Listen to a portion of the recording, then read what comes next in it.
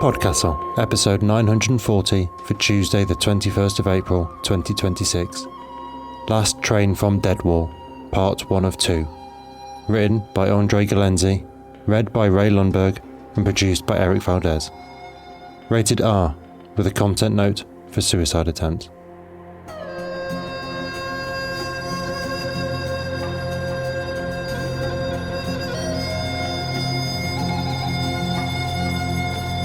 Good morning, good day, good afternoon, and good evening, and welcome to PodCastle, the flying castle of fantasy fiction. I'm your host, Matt Dovey, and it is my pleasure to present for your enjoyment the first part of Last Train from Deadwall by André Geleynse, narrated by Rae Lundberg. Fear not, I promise you won't have long to wait for the conclusion, which will follow in the second and final part next week. This story was originally published in Beneath Ceaseless Skies, issue 433, May 2025.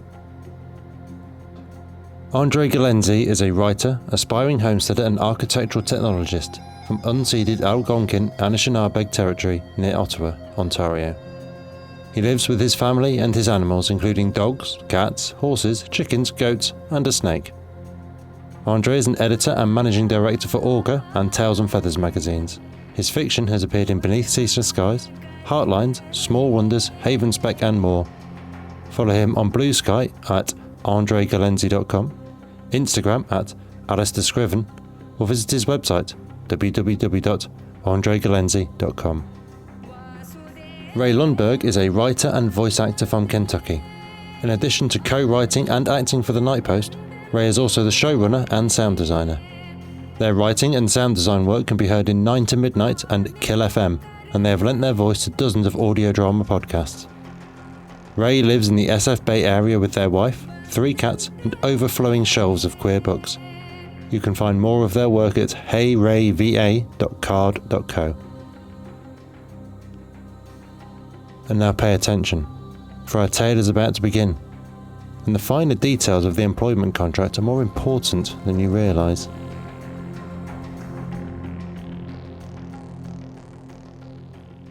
Last Train from Deadwall by André Geleynse. Narrated by Rae Lundberg.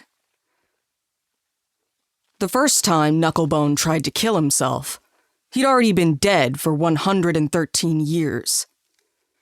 He died in a workplace accident, which meant it was within their legal rights for the Cogsmith Railroad Company to bind his soul to his reanimated skeleton and hand him the invoice. 10,000 chits for the soft tissue removal alone, plus 100,000 more for the brass gears, pneumatic muscles, ether core, and an impressively shitty diesel-powered engine to pilot his skeleton. Knucklebone made about 6 chits a day. His family had written him off entirely after his death, so outside help was right out. After the first 2 decades of undead servitude, he'd learned about compounding interest and realized paying off his debt simply wasn't possible this side of eternity. He'd have to find another way out. In the dead of night, while on a job building a new bridge in the desolate mountains north of Clock City, he'd slipped out to the deserted worksite. He'd picked up a screwdriver, some pliers, and a pipe wrench. He'd pried open his rib cage. Not actually that difficult. As a fleshless skeleton, his bones were tied together by pneumatics and wire, rather than muscle and sinew. He'd found his ether core and clumsily tried to pry it open, dump out every last drop of the damned stuff. Ether was the spiritual glue that kept his soul tethered to this mortal plane like a ball and chain. Without it, he would be properly dead and free to roam the Moth Lord's halls in peace. It couldn't really be considered suicide. He was just setting things back the way they should be. Except the core wouldn't open. He couldn't even dent it. He'd given up on emptying the core. Instead, he ripped it from its housing, sliced through the rubber tubing, and tore off every wire that connected it to its body. It hadn't hurt, exactly. Although he did have some version of nerves, none were installed on his insides. But ripping out your own heart is never a pleasant experience, even if you can't feel it. For a few seconds, the world had sharpened into perfect clarity. He'd held up the core, about the size and shape of a pocket watch, with shorn tubing and wires, splayed and drooping from it like a deflated squid. Its casing was hammered titanium, not even scratched from his attempts to break it. In the center was a single glowing keyhole. Then Knucklebone had collapsed to the floor in a clatter of loose bones and metal. Nothing more than a well-preserved skeleton and some overpriced machinery. What he did not do was die. His fragile soul, freed from the physical protection of his bones, was shredded against the unyielding reality of the material realm. Darkness consumed him like a beast with 1,000 teeth. Needles pierced his corneas. Hunger tore his intestines to shreds. He screamed until his throat spat blood, while every muscle contracted and continued to contract, breaking his bones, crushing him down and down and down. He had no organs, bones, or body, but his mind had no other way to conceptualize the torment inflicted on his naked soul. It invented a body to torture. And still it continued, like a dream of falling but never waking up.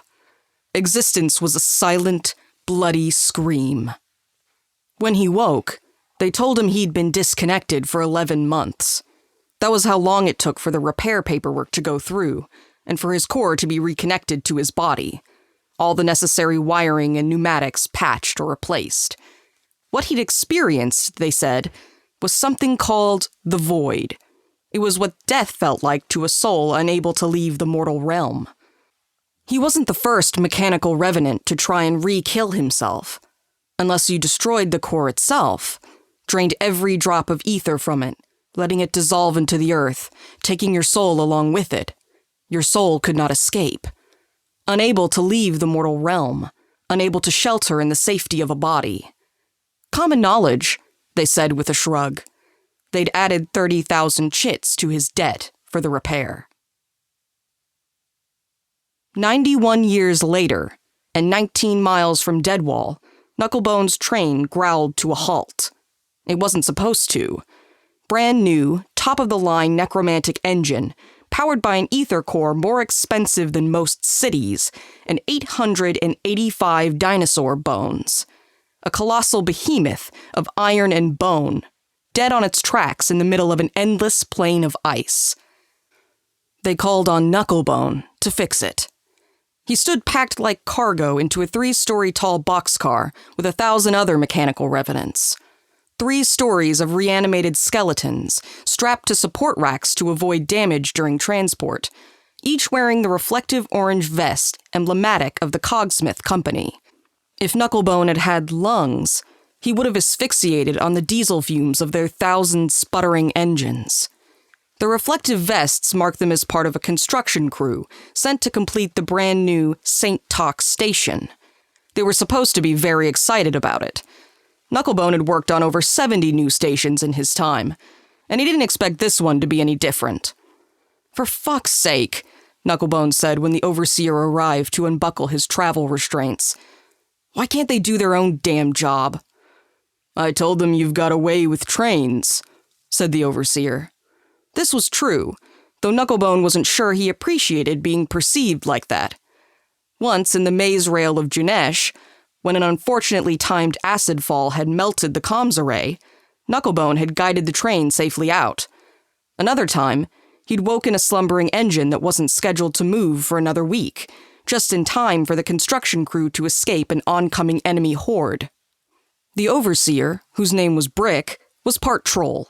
They loomed over Knucklebone like a small mountain, and their skin scraped like rock when they moved. They were the closest thing Knucklebone had to a friend, which was to say they'd crossed paths often enough that he remembered their name. They wore a gas mask to survive the engine fumes, so Knucklebone couldn't see the expression on their face, but he suspected it was apologetic. Brick hated making anyone do things they didn't want to do. How they'd ended up with their current job was a mystery. "Not like I've got a choice," he muttered. Or tried to. The wiring in his speakers was degrading, so his voice buzzed static when he spoke too quietly. He followed Brick from the car. A few of the grinning skulls of his cohorts turned to watch him leave, but most ignored him. He and Brick traveled down the main central catwalk, through several vast, empty, echoing cars toward the locomotive. The train was large enough to house a small city, though it currently carried only a handful of souls, relatively speaking. Its true purpose was not to carry people, or even mechanical revenants, but the Clockwork Empire's titanic war machines, bone mechs. Currently, none were on board. Aside from the construction crew of mechanical revenants, the engineers, and a handful of overseers like Brick, the train was empty. Vast, echoing halls of cars waited empty to carry those deathly titans of war from their factories in Deadwall to the ever-expanding battle lines at the outer edges of the Clockwork Empire. "Right," Brick said, coming to an exit hatch. "Good luck." They shoved Knucklebone outside. "You're not coming?" "I don't like cold," Brick said, and shut the hatch. Knucklebone found himself close to 40 feet above the ground, on a catwalk running the whole length of the giant locomotive. Ice fields spread to the horizon, reflecting the sunlight in a brilliant white glare. The train hissed and steamed in the glacial temperatures, a towering behemoth of clockwork and necromancy, intruder into an otherwise pristine expanse. Knucklebone navigated himself, engine rumbling and sputtering in the cold, along the catwalk until he reached the front of the train. At the front, a massive skull loomed like a ship's figurehead. Knucklebone wasn't sure whether it was dinosaur or dragon, but whatever it had been millennia ago, it was now a train, and the train was scared. Knucklebone could feel its fear thrumming through his bones. It was deeply unpleasant, a sourceless anxiety, like worms in his pneumatics. He'd always shared a connection with other ether-bound souls, though with his usual cohorts it was faint, more an unconscious awareness of their presence than anything else. With a beast this size, though, it was strong as diesel fumes in the sun. Knucklebone did have a way with trains. It wasn't because of anything special about him, at least not that he was aware of. The difference was that while most others looked at a train and saw a machine, Knucklebone never forgot they were creatures too. Ancient, dead creatures, but still creatures. Knucklebone and the train, they were the same. Knucklebone pulled off his left glove and placed one fleshless hand on the front of the train's skull. Therapy time. The ether connection strengthened, less like worms niggling through his bones, and more like a snake, wrapping itself around the two of them. The train couldn't speak. No one had ever bothered to give a train a mouth, but Knucklebone could sense the weight of its attention slowly turning to him. It would understand what he said now, or at least his general intent. Reanimated skeletons like the train or Knucklebone could only ever be as clever as they had been in life, and Knucklebone was reasonably certain whatever dinosaur or behemoth this skull had once belonged to hadn't yet evolved the capacity for language. "You're spooked," Knucklebone said. "I get it. So am I." He had no idea why the train was spooked. He just knew it was terrified to move any closer to Deadwall. And it wasn't as if the train could explain. It just felt. Knucklebone tried to sound calming, but the cold was turning his voice staticky and monotone. The intent was enough. He just needed to calm this thing down and convince it that everything would be okay. "It's not a bad place," he lied. "It's where you were built. It's where I was built. So it's kind of like we're going home, right? They say home is good, where the heart is. Though I think our hearts must have decomposed a long time ago." He paused and leaned his forehead on a sharp ridge above the train's top jaw, bone to bone. He was rambling, but it was listening. Knucklebone had often wondered what it would feel like to be a train. Souls could only ever be bound to pieces of the body they'd belonged to in life, but there was no natural law governing what configuration those bones had to be in. Unlike him, whose bones had been put back together in the same order they'd been in while alive, the train's bones were mixed and matched, reconfigured into a whole new body. Whatever this creature had been, Knucklebone could only imagine the confusion of being yanked back to this world in a body completely unlike what it had had in life. "I have a plan, you know. An escape plan." He felt almost nervous to confess to this thing, to tell it this secret he'd never shared with anyone. But maybe it would feel the hope in his words, and that would be enough to bolster its courage. You hear stories out on the lines. Most are bullshit, but over the centuries you'll learn to smell the truth buried in there. Or you just get desperate. But at this point, what choice do I fucking have? They say there's those who've paid off their debt, and when they did, the company gave them the key to their core. Actual ownership of their own body. Which means there's a key out there. And if it exists, I can steal it. Best I can figure, the only place it can be is Deadwall's archives. I've been trying to get back here for almost 20 years. And now it's finally happening. I'll finally be free.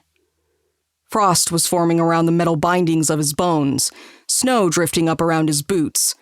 The train creaked as metal earlier warmed by engines now cooled and contracted. It didn't move. Fuck, Knucklebone said. He could still feel the fear roiling within the great beast. Fear of what? What would cause a behemoth like this to cower? Knucklebone dug deeper, recklessly forcing his way across the connection. This train knew something he didn't. It felt something coming, something it couldn't bear to face, something like... For one awful moment, his mind and the train's became one. The gut-scraping dread of the void ripped at him, and Knucklebone fell back as though hit in the face with a sledgehammer. Beneath him, the train shook and rumbled. Its wheels began turning, the wrong direction, taking them back up the tracks, away from Deadwall. No, Knucklebone said, panicking. No, listen, I'll get you out, all right? Remember how I have a plan? I'll help you. If you just take me to Deadwall, I promise, I'll free us both. You don't have to be scared anymore, it'll be okay. Somehow, impossibly, the train listened. Its fear dimmed. The brakes hissed, and the wheel's slow reverse halted. Whatever nameless terror had stopped it morphed slowly into something like excitement. Even as the first screech of spinning wheels shot up from below, and the catwalk beneath his feet shook as the train chugged back into motion, Knucklebone felt terrible. He'd lied. He had no intention of freeing this creature, no idea where he would even start. He had only the thinnest thread of hope for his own escape. The train would have to be left behind. But there was no other option. He gave the train a quick parting pat before the negative thoughts reversed his progress, bone clacking on bone, and hurried back inside to once again stand in his corner of the cargo car, alone among 1,000 other skeleton machines.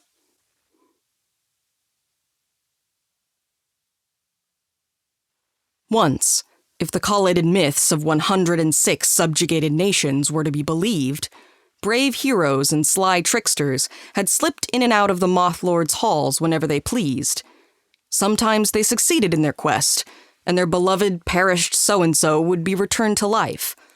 Mostly they failed, and they paid for their hubris with their own death and unending retribution. Eaten alive for all eternity was one of the Moth Lord's favorite punishments. Since the ascension of the Clockwork Empire under the ticking hand of its clockmaker god, those tales had become a relic of the past. No hero had breached the path to the Moth Lord's halls in 300 years. This was because the clockmaker, in a fit of familial rage, erected the city of Deadwall to sever all connection between her and her brother, and Deadwall suffered no living thing to pass.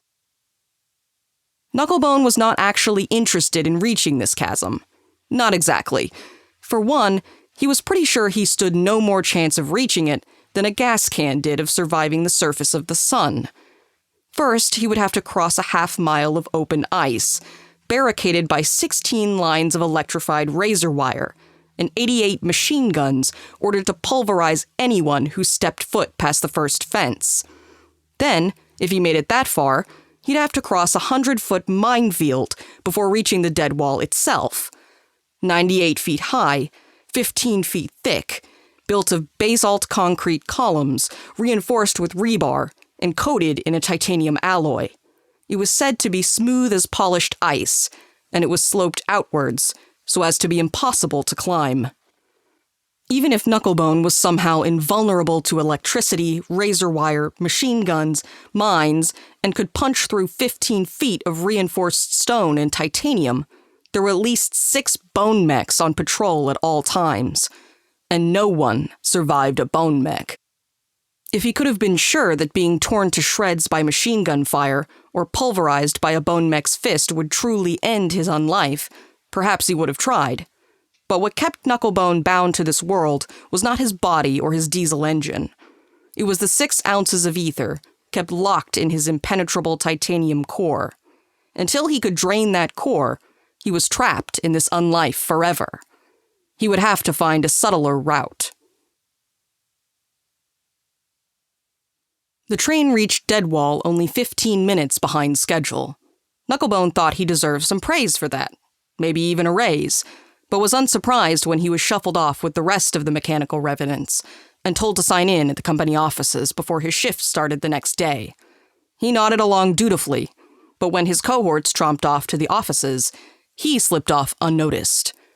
He found an icy alleyway full of garbage and old oil cans someone had been hiding for fire pits.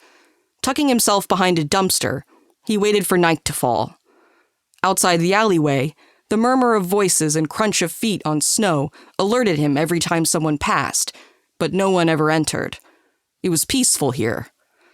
Long after he was sure everyone else had signed in, only half an hour before closing time, he rose. Brushing crusted snow off his reflective orange vest, he headed off to the company office, alone.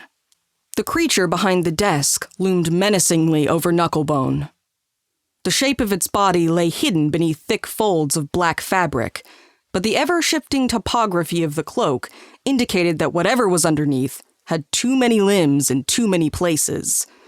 Its face, if it had one, was hidden behind a metal helmet reminiscent of an octopus with goggles. "Name?" it asked, in a voice like a rat who'd ingested helium. "Knucklebone," said Knucklebone. "Purpose?" "Here to work on the construction of St. Tox Station. Recently pulled off the Cardish line. Reassigned to the 778th Division of Laborers. Arrived this morning." The clerk under the cloak clacked away at a dingy typewriter, slowly updating files.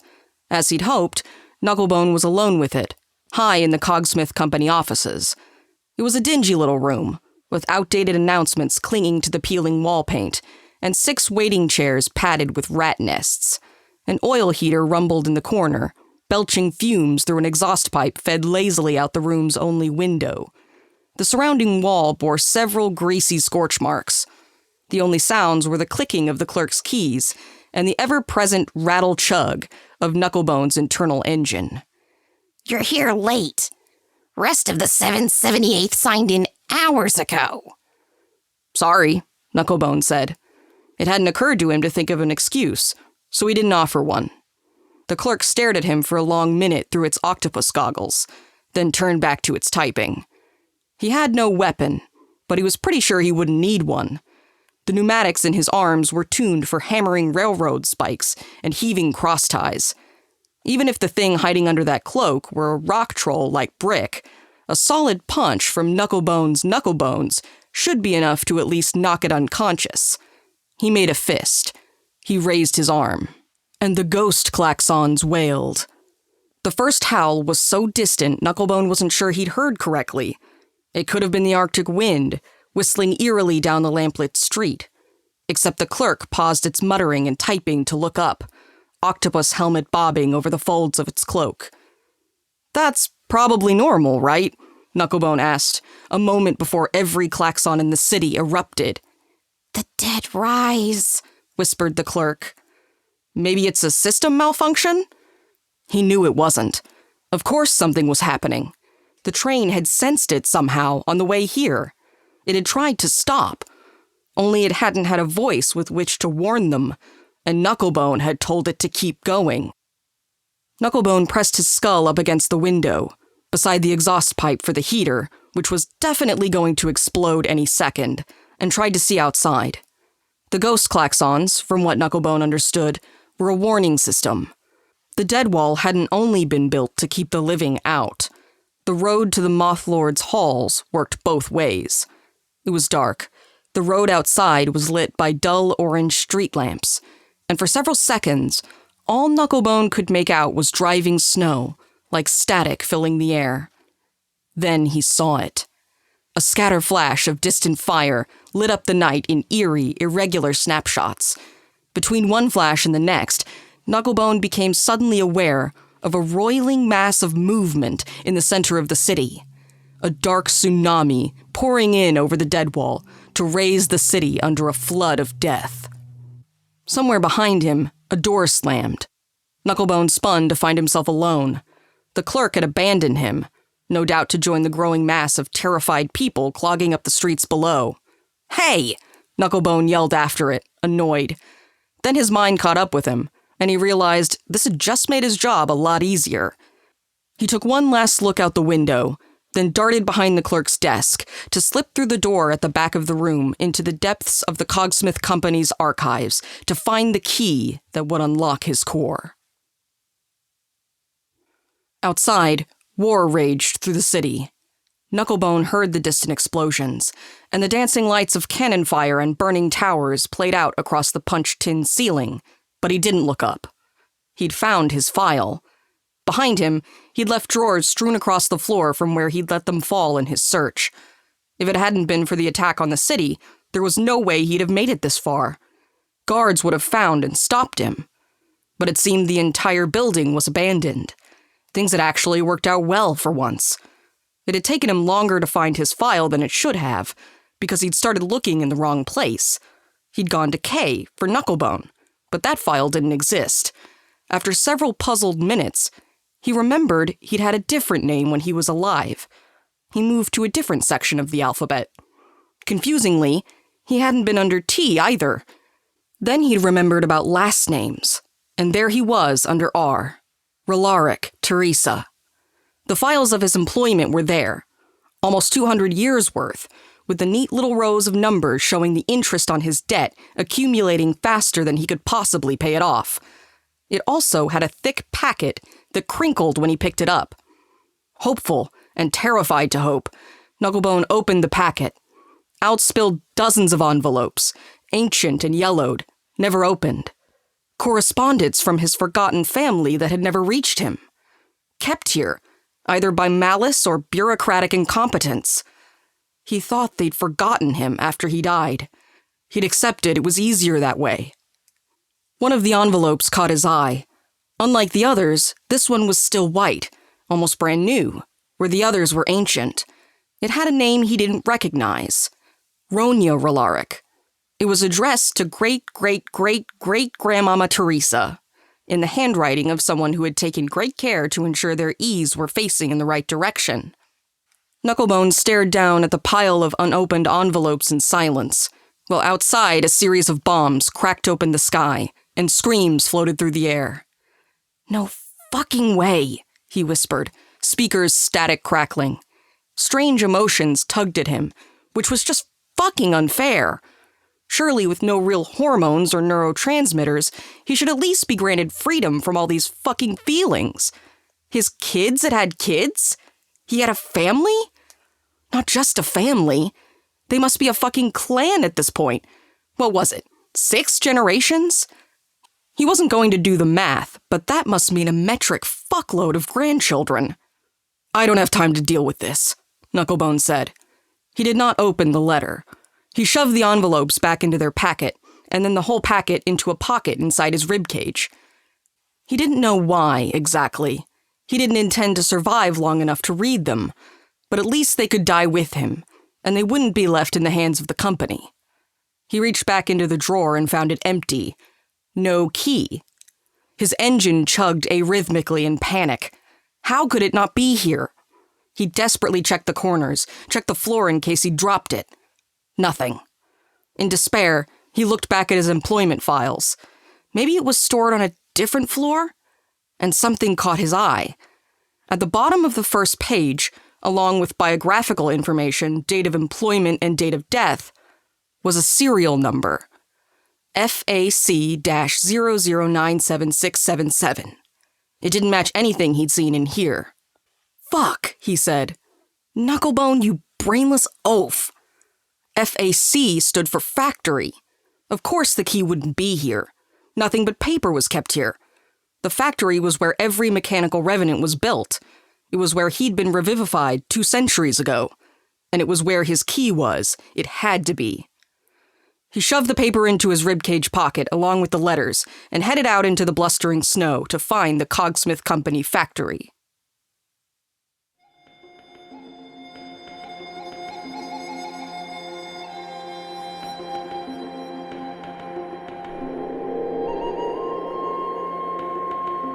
And welcome back. That was but the first part of our story, with the conclusion to follow next week, episode 941. I am sure, therefore, I will see you there, in the usual manner of speaking. Yes? Yes. We'll chat about it all after that. See you then.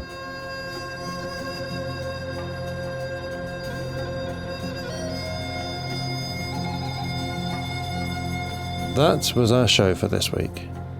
On behalf of everyone at PodCastle, your co-editors were Nini Kamemia and Devin Martin, assistant editor Caitlin Zvanovich, audio engineers Eric Valdes and Wilson Fowley, and our many wonderful first readers, Andrew Cahoe, Balawan Conte, Craig Jackson, Amalia Harrington, Habiba DeCubo, Julia Patt, Kieran Corsini, Tanya Barry, Tava Nova, Tierney Bailey, Zeev Witties, and myself, Matt Dovey. Thank you for letting us share another story with you. PodCastle has long survived on donations alone, and even though there's ads now, subscribing through our Patreon remains the best way to ensure we can keep bringing you one story told well. And if you subscribe at the $7 tier, you can get rid of the ads again. So if you'd like to support what we and the rest of Escape Artists do, please join our Patreon at patreon.com/EAPodcasts through your browser to avoid paying the App Store fees. Prefer another method? There are details for supporting us via Twitch, Amazon Prime, Ko-fi and PayPal, all on escapeartist.net. Or you can reach out directly by email at donations@escapeartist.net with any questions, and someone will get back to you. The legal bit. PodCastle is part of the Escape Artists Foundation, a 501c3 non-profit, and this episode is distributed under the Creative Commons Attribution, Non-Commercial, No Derivatives 4.0 International License. That means you can share it, and please do, but you cannot sell it and you cannot change it. If you want specifics, check creativecommons.org. Our music is by Shiva in Exile. We'll be back next Tuesday with another fantastic tale. In the meantime, you might care to check out our sister podcasts, Escape Pod for science fiction, Pseudopod for horror, Cast of Wonders for YA speculative fiction, and Cat's Cast for speculative cat stories. If your heart belongs to us, though, we'll see you next week. Be safe and be kind.